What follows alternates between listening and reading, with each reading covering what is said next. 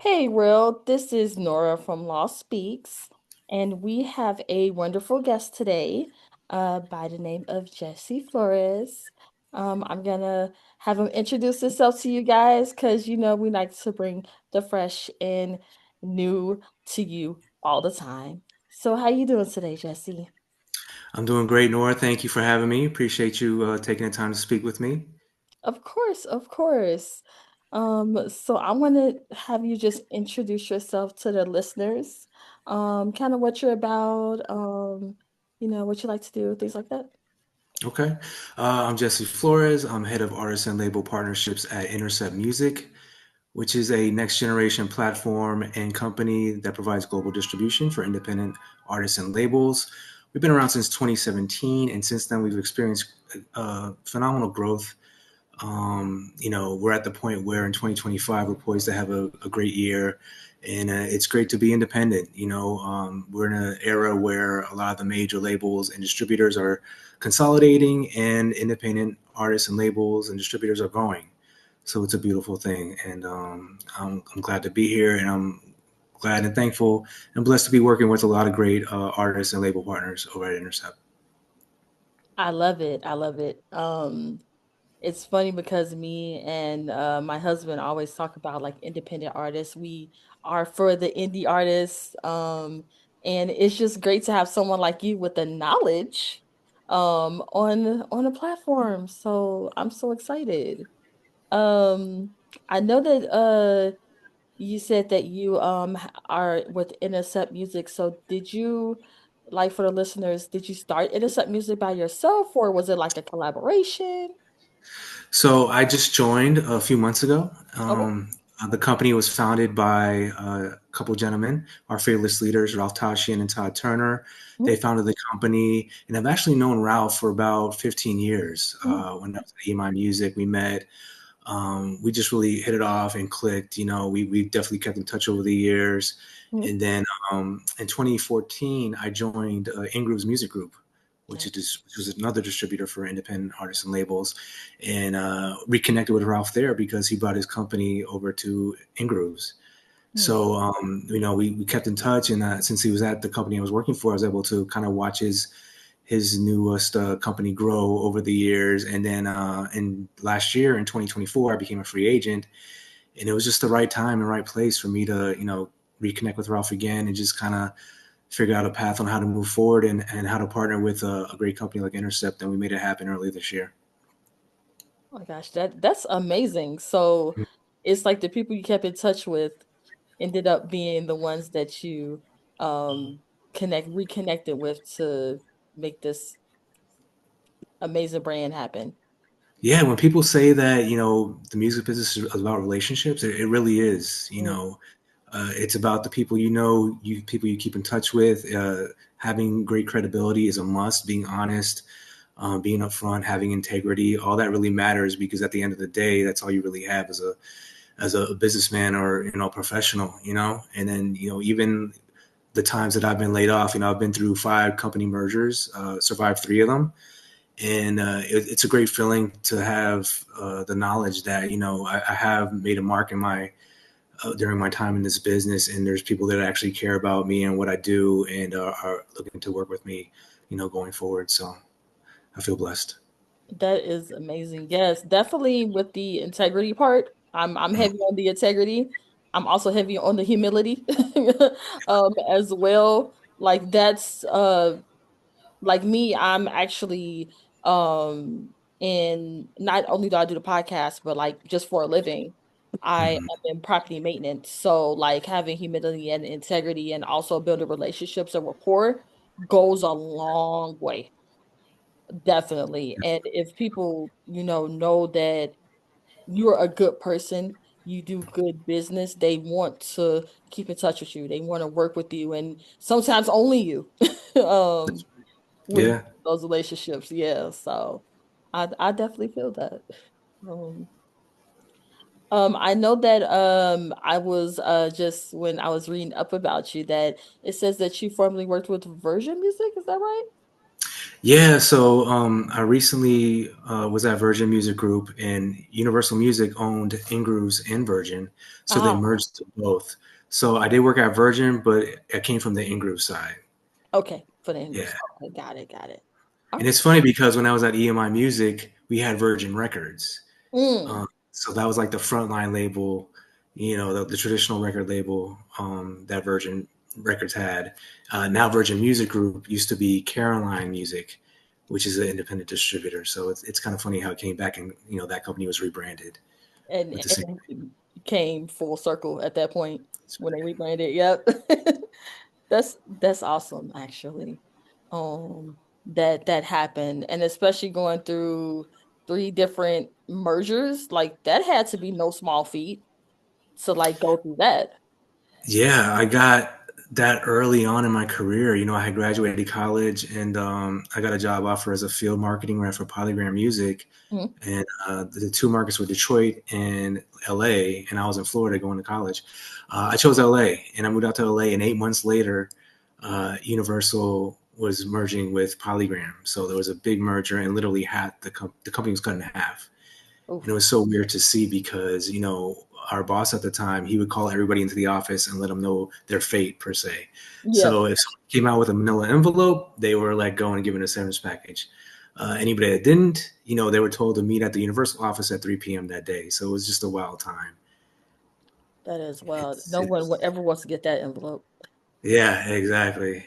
And me personally, I had just moved to LA. I got offered two scenarios: either move back to Florida, move to Miami, and keep the same title, Mhm. or stay in LA, get a title demotion, but keep the same pay. And I really thought about it hard, and I decided to stay in LA, and I'm so glad I did because nowadays, there are no music offices, hardly ever in Miami. It's mainly just LA and New Mhm. York now, whereas Yeah. before there was branches in all the major cities for most of these major distributors. Yeah, so it took a title demotion, but kept the Yeah, same pay, which in reality isn't bad. Like titles are nice, but as long as you got to keep the same pay, that was actually right. the best part. Yep. You could always gain the title back. Right. And that's exactly what I did too. So it There you all worked go. out. So it all worked out. All Hmm. right. So I know going back to being at the University of Florida, I was actually read up on that because I knew some people that went to the University of Florida for law. Um, I know that you have you majored in management. I did. Yeah, Yes. so hence how is that like is you majoring in management, is that how you started working? Kind of, sort of. It's weird because I always wanted to be in music. As many of us, we were all music lovers, and I'm just figuring how can I be in the music business being in Florida, you Hmm. know. And I actually played music. I played the saxophone, but I didn't want to major in that. My school at the time didn't have a music management major, or any classes that kind of was in that field. So I chose management because it was the closest thing to. I figured if I did that, I could find a way to get into the music. And what I did was I found out that on campus we had a student run company organization that actually brought music talent to the school to Oh, perform at shows and concerts. And the school had a pretty significant budget to bring artists in. So I figured that'd be the way to kind of get my foot in the door, was be a part of this organization, bring some mhm, great artists while I was there. I mean, I was in the organization for maybe a year, and we mhm. brought some pretty significant artists. We brought Redman, Lost Boys, Oh, nice. um, Tribe Called Quest, Far Side. So at the time, these were like major artists that I was all Yeah. fans of. And I was in heaven because I was learning music as well as, actually meeting some of the artists that I looked up to and listened to growing up. That is actually really cool. So, like how people say, hey, you can pivot and segue, that was like probably the ultimate segue right there to go Yep. into management, find the group, join it, and then make your way into music management, which is kind of cool. I Hmm. actually really like that. That's interesting the way you did it, but I like the way you did it though. Yep, I found a way out. Where if you can't go over it and under it, you have to go around it. It's always a way. That is amazing. I do like that a lot. Um, so I know that just again reading up that you all believe in, indie artists, which like I said again, that we love, that you believe in indie artists. So what gave you all the go ahead to like just go for indie artists versus like bigger name artists? Well, I mean, the main reason why is because that's the lane that made the most sense for us. We're not in the business to, own all the masters and, Hmm. be a traditional record label. We want to empower the artists and the labels that are actually, creating this content. We want to partner with them. They have all the creative control. That they come to us with, hey, we have this new project want to come out. We have this new artist that we want to sign, and we're there to like augment what they're already doing, and Okay. bring their music and their content to the masses. And that's basically what Intercept does.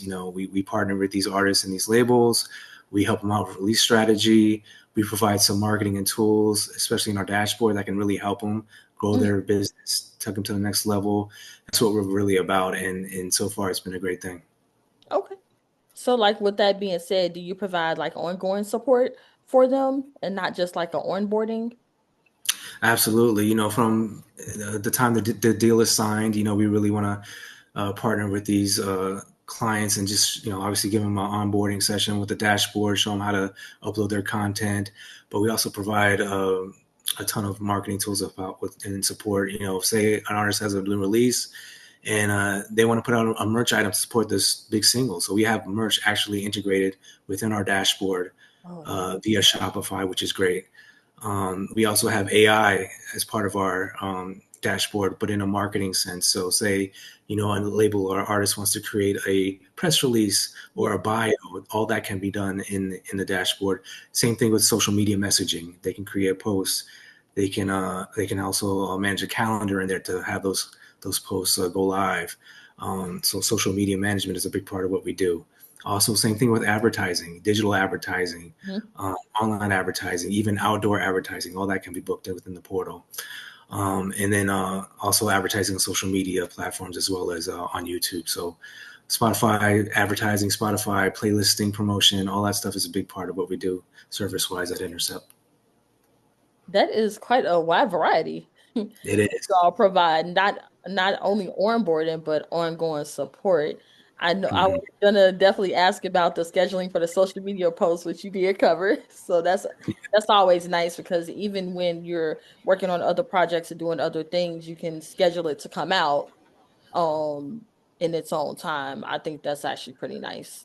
Yeah, Um we definitely want to make sure our labels and artists know that, we just don't want to distribute your content from A to B. We also yeah. want to be your strategic growth partner. We want to help you build your business. And it is at its core business. That's right. Yeah. I can you expand a little bit more on the AI part of it though? Because I know like AI is taking over a lot of different things. Yeah, so AI in the music industry is definitely a hot topic. And a lot of it is in regards to AI content creation, which is, something that we really don't do or support. We're more in the support of humans creating the music. Mhm. However, we do see a benefit with AI in regards to marketing and tools. So helping out, like I said, with press releases or bios, we're going to get to a point where we can help AI within our dashboard create marketing plans for any release that our artists have coming up. So in that sense, AI makes a lot of, it makes a lot of sense as far as, helping out with that, with the marketing of any type of project coming out. And I think it really benefits the artists and the labels in the long run. And, when it comes to, like I said, marketing. Yes, I was gonna segue to that too because I know a lot of artists they have a hard time doing EPKs. Um, Hmm. and I just felt like when you said, "Oh, AI for marketing," I was like, "Well, that would be perfect to like do a EPK with, to like help them out with that when Yeah. they kind of don't know what they're doing or struggling with it to see exactly everything to put in it, and also Hmm. like make it concise, not super wordy." Right. So I think AI will really help with that too.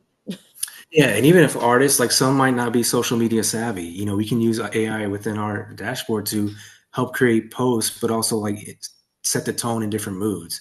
So Mm. you can do like a funny mood or make it be like a serious mood. Like all that stuff can be generated within the platform, which is amazing. Oh, okay. So it also does different moods. I do like that too.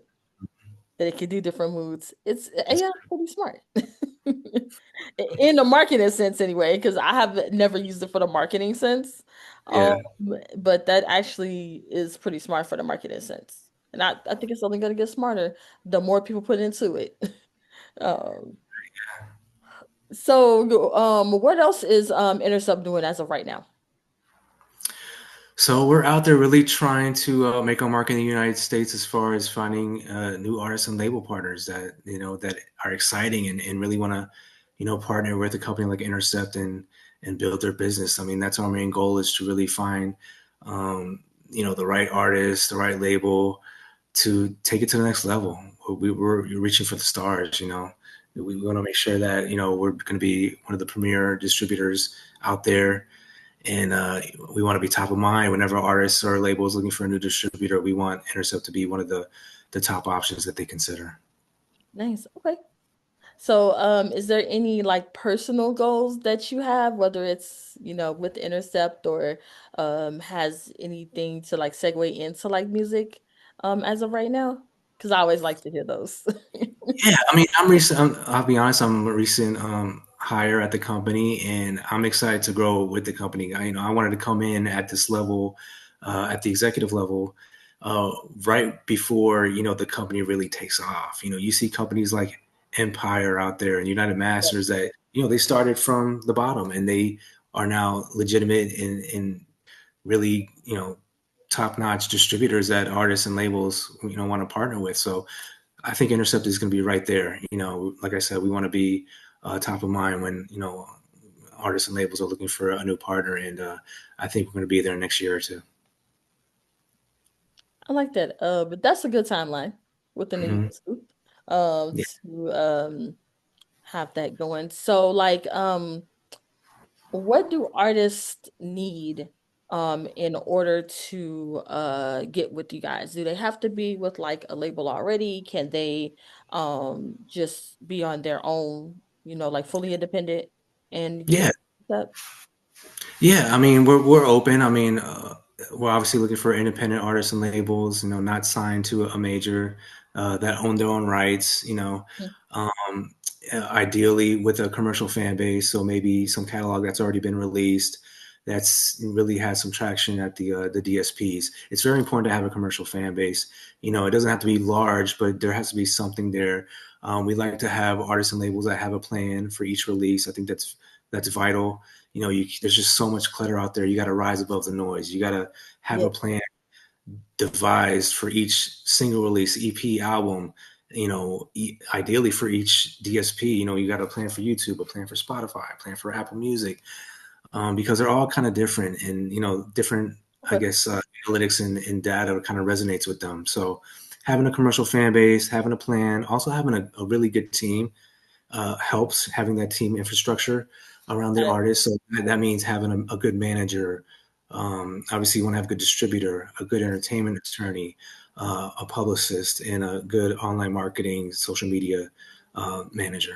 All vital parts of making sure you have the right people around you and are set up to succeed. Okay. So teamwork makes the dream work. I got it. Mhm. Okay. And so, some artists can do it all themselves, but the reality is, once you get to a certain level, you can't. You got to have people Yeah. around you that can really help you. Yeah, I would say on a smaller scale, just what I've seen, yeah, you can pretty much manage it. Maybe you and possibly one other person, like me and Mhm. my husband, we pretty much manage him at this Yeah, point because he is an artist as well, independent artist, and we manage the podcast. But I felt like if it got to like that level where it was getting more intense, bigger, then yeah, you definitely are gonna need a team at that right. point. Yeah, That's like and a team to push so you.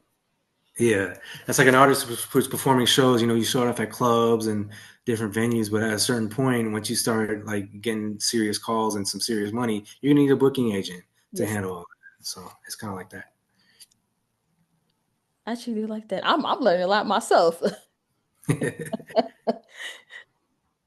I feel like I'm in a one-on-one class. For sure. Uh, is there anything else that like the listeners need to know in regards to like music management or just in the business in general that like some people may not know? I don't know if they don't know it, but I think it's really important that if you're an artist, you really need to build a story and brand, and that really resonates with your fan base. You know, you need to make them feel like there's a connection there. You know, so they feel like they're a part of the whole your whole story. So that's part of it is being consistent with your releases. You know, there's been a couple artists that I've been talking to recently that they put out music, but then they haven't been active at all for like 4 years. Yeah. And if you do that, you're like basically starting over because nowadays, forget it. There's just so much out there. These DSPs are getting 100,000 tracks a day that are new. So like, how do they know that, what you're putting out is going to matter, or that people are going to pay attention to it? So doing that and also being resilient, it's the music industry is definitely super competitive as it always has been. So you just got to know it doesn't happen overnight. It's going to take a lot of hard work and a lot of time. But when it does pop, it could happen very quickly. So So stay at it because you and work hard. you never know what's going to pop. It's so crazy, especially like with platforms like TikTok. Yes, Something could go sure. viral quickly, and you just be like, okay, then you're being reactive as opposed to being proactive and having that plan to say, okay, I did plan ahead of time for this to happen, and now it's actually happened. You know, let's pivot and come up with a phase 2 marketing plan to take it to the next level. I actually do like that too. Yeah, because like you said, nowadays you don't know, like especially if something's trending or things like that, and you kind of stand out. Then Hmm. there you go. And I know plenty of like influencers or things like that that's popped off. It wasn't overnight, but Right. when they popped off, they really took off. Right. Exactly. Yeah, so actually one of my favorite well, he was a TikToker, YouTuber, Kev on Stage. He was Hmm. for a long time with or without his wife, and then when they eventually popped off, it like really did numbers, and now they're like doing movies and they got like shows, of course they're touring and stuff like that. So I feel like it's one of those things where you started from the bottom, now you're here type of situation when you do that. So I like that. And the good thing also is when you're independent and that happens, you get the lion's share of the revenue. So that's Yeah. a great thing with being independent is that you own the masters and you get the majority of the royalties. So it's a huge So plus. keeping the money in house That's right. versus it going at house for sure. Hmm. Okay, cool, cool. That is all I had. Anything else that you have? I think that's it. I had a really great time talking with you, and like I said, I appreciate you having me. I'm glad to be here. Yes, I definitely appreciate you coming on and um taking out the time to talk to me and of course speak to our listeners because I know a lot of people have been wondering about things like this and I want to kind of have more of a I don't know if it'll be a management series but just more segments like this where Hmm. people can learn even if you're not necessarily into like music per se. Maybe you're into management, you can learn something that way. So hopefully we can have you back on to Definitely. Anytime, please reach out to me. And anybody out there, any labels, any artists, please feel free to reach out or check out our website, interceptmusic.com, or you can check us out on Instagram. The handle is at Intercept Music Official, or you can just send me an email, reach out directly. I'm at jesse.flores@interceptmusic.com. all right. And you heard Jesse over at Intercept Music. If you want more information, reach out to him directly. You can go to Instagram or you can go to their website. And you know what we do here at Law Speaks. We like to give due. So make sure you go visit the site. And if you like it or you want to get some feedback, let us know about this episode. So if you want more, we can give you more. But I am Nora. This has been Lost Speaks, and we're glad to have Jesse on, and we will see you when we see you. Thank you.